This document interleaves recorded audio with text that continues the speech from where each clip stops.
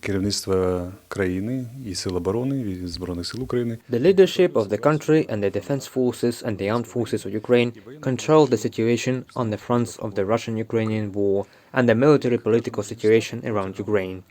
According to our general staff, during the day there were no significant changes in the state, number or nature of actions of the enemy and the armed forces of Ukraine. Today, as well as yesterday, the enemy tries to strengthen the occupied positions, attempts to replenish material supplies, and goes for small tactical actions to improve his position, which are terminated by the armed forces of Ukraine in time.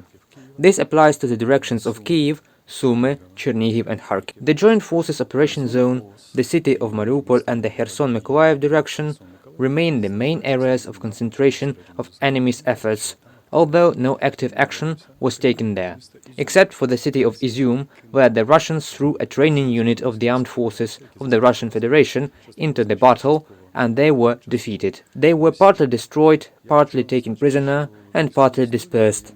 I want to note that in military history and in strategy, when cadets are being thrown into the main directions, it generally means that they are almost defeated. Once again, we are pleased with the Ukrainian Air Force, which shot down more than 10 enemy aircrafts during the day, including at least 4 jets, 2 helicopters, cruise missiles, and an unmanned aerial vehicle of the operational and tactical unit. And I want to inform that the airfield in Chornobaivka, in Kherson region, has again pleased us with the result. Russians use it as their command post and aircraft collection point. The armed forces of Ukraine again struck at the Chornobaivka airport and, according to preliminary data, destroyed the advanced command post of the ACE and all military army of the Southern Military District of the Russian Federation. This is exactly the direction that was responsible for the separate districts of Donetsk and Luhansk regions, for the creation and supply of the armed forces of the so-called LPR and DPR, which were in fact part of the military machine of the Russian Federation and are now dying in a clash with our military in the east of Ukraine.